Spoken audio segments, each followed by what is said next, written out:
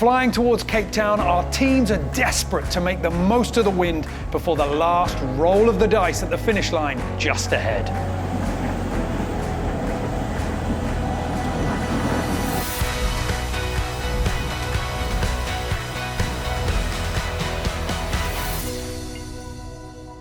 Welcome to the Ocean Race Show, where Race Control has our teams estimated to be finishing sometime around Sunday the 12th in the afternoon. But as you will hear, that ETA has a wide margin for error. Now, in this show, our last before the finish, we're going to be taking a look back at the past as well as diving into what is still to come down the racetrack. But first, let's have a look at what got us here. And we left our boats dealing with nosediving in tricky conditions and not wanting to take their foot off the throttle.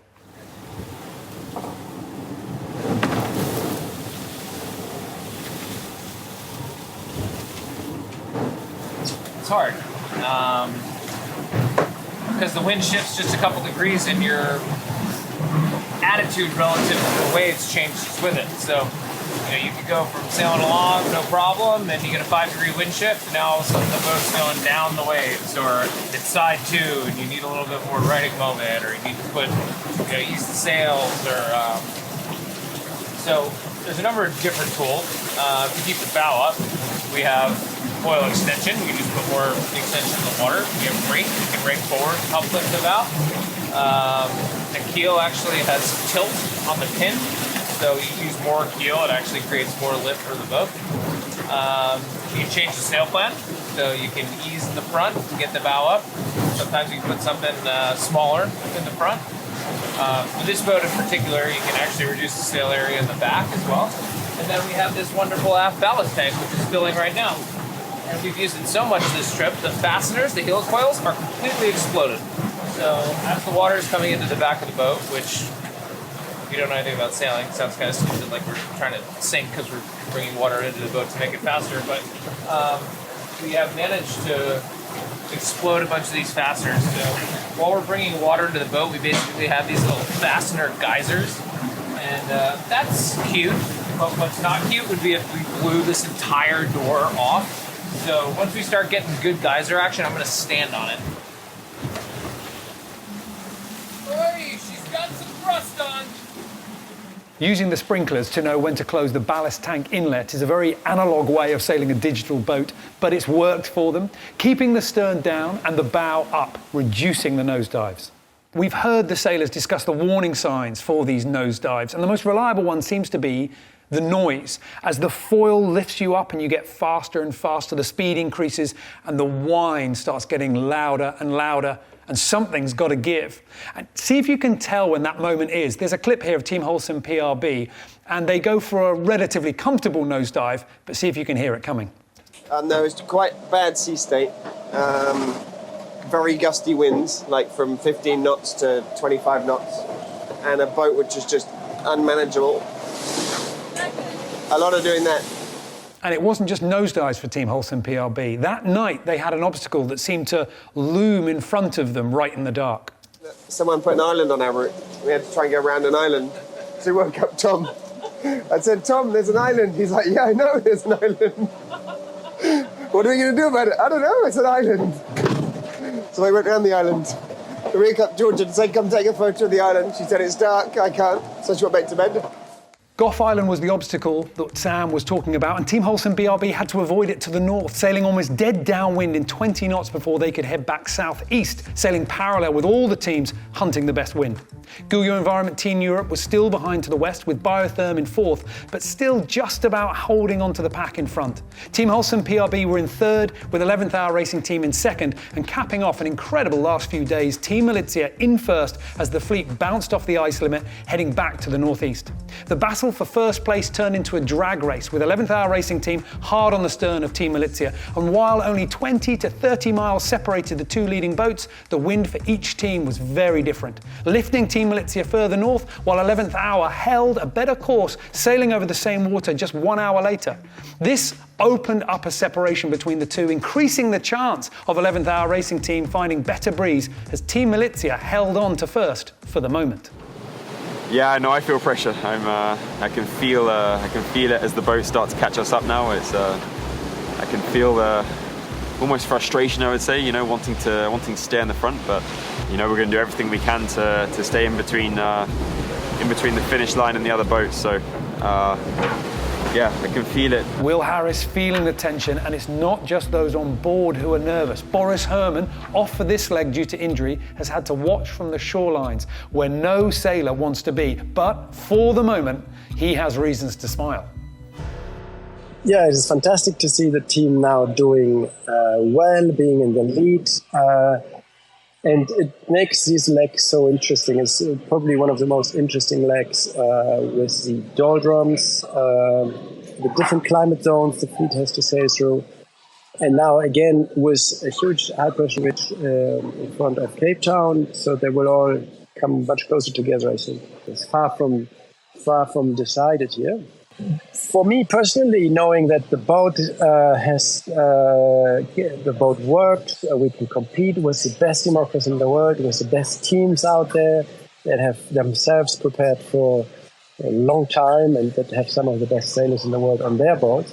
I mean, that is a huge satisfaction to see that. A very clean work of Nico on the weather, looks like, and a very good teamwork with good leadership from Will. It's been a good performance, but of course the leg is not over yet. But Boris Herrmann wasn't really surprised at how well Will Harris has performed on this leg. Well, we all know him as someone rock solid. Also very good at not getting disappointments too close to him, not letting them get too close to him.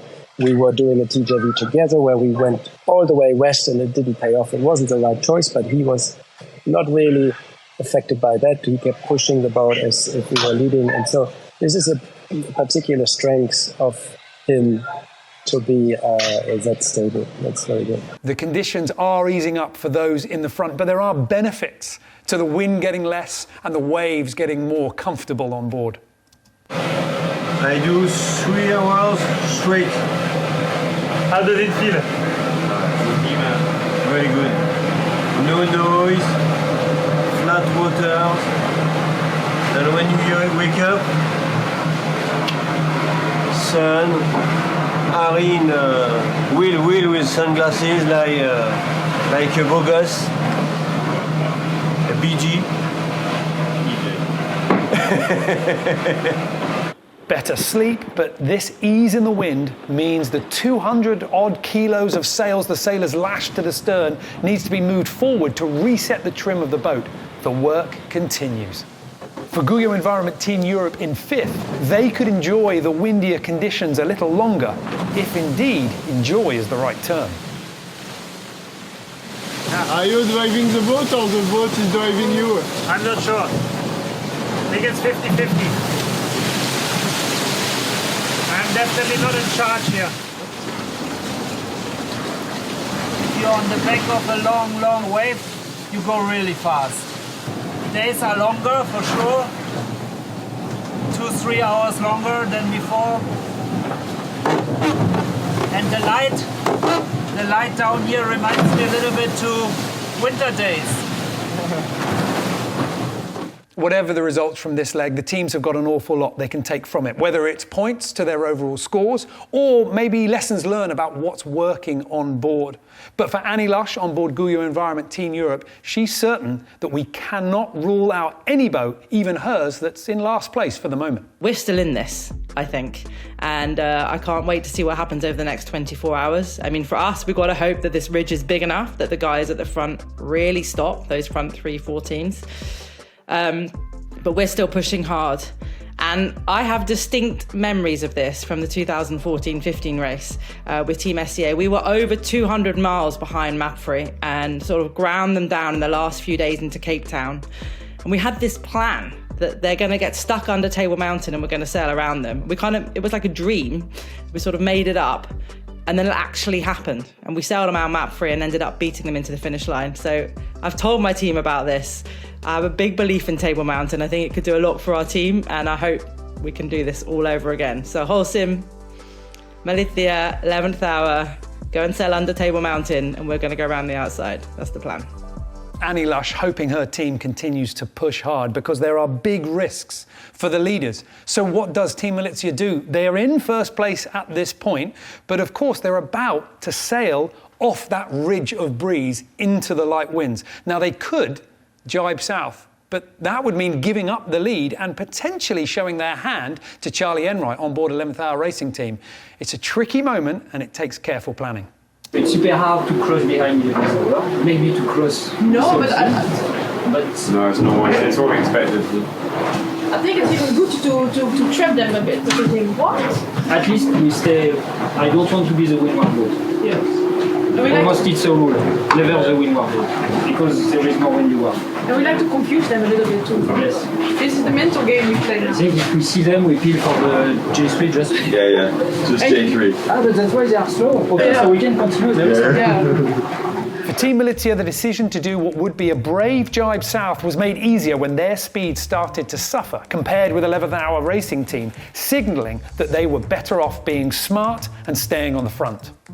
The jibe was such a turn that they were sailing away from Cape Town, adding miles between them and the finish, as well as giving up the lead to dart behind Charlie Enright and his team. And it wasn't just one boat they were gifting. Team Holcim-PRB were 60 miles behind the Germans, but Team Malizia came down from the north and crossed just 3 miles behind, seemingly content to sail into third. So a new order was established, and then it was the turn of 11th Hour Racing Team to sail off the front, running too fast off the strip of wind. They chose not to jibe, but rather headed up to a tighter angle, returning the speeds to the high teens, with Team Holcim-PRB hot on their heels. They could only stick to this strategy for so long before slowing and knowing jibing south was worth the damage. Giving up the new lead was hard, and they flinched before ducking behind Team Holcim-PRB and lining up in third place. Here it was clear that Team Malizia had been playing the long game, and with the better wind, faster speed, Will Harris cruised in from the south back into the lead, but this time to leeward and still riding the front. This was a tricky nighttime game of making tactical losses for stronger navigational positions, and behind them the others are finding ways to catch up. Biotherm in fourth are closing down hard. 700 miles to go. Yes. Still cold tonight. Probably better tomorrow. And the more we're gonna be close to the finish line, less wind we're gonna have. So today it's probably the fastest day, but after will be slow. We hope to reduce the distance with the leaders. Probably we will use other strategy, because they left open the possibility to go straight to the finish line, so we will try.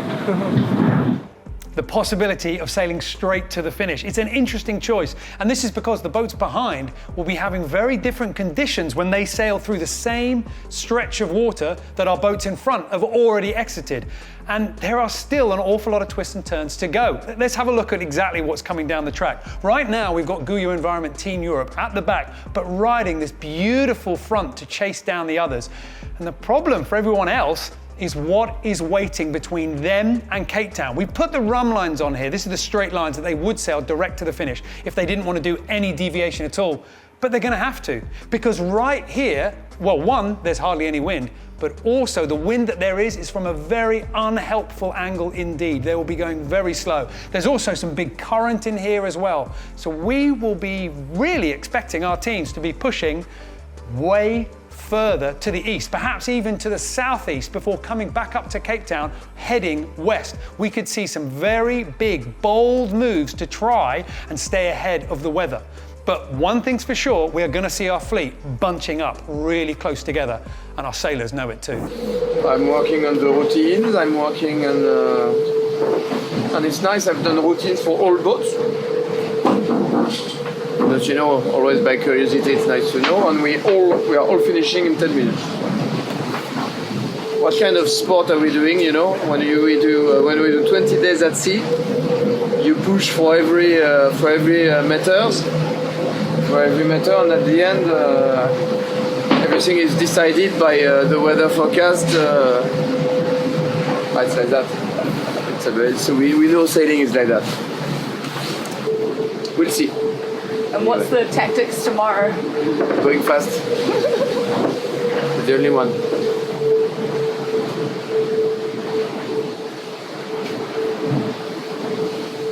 A tricky sport indeed, and those final twists and turns are going to play out over the next 24, 48 hours before our teams get to that finish line, predicted to be Sunday afternoon. But anything could happen in that final shutdown of the breeze, potentially right up to the finish line. We will be bringing you all the action from the import race and, of course, the leg start for leg 3 from Cape Town, and you're going to find all of that on Eurosport. But for the moment, you're going to want to keep your eyes glued to the tracker, just like our sailors out on the racecourse, fighting for every last mile.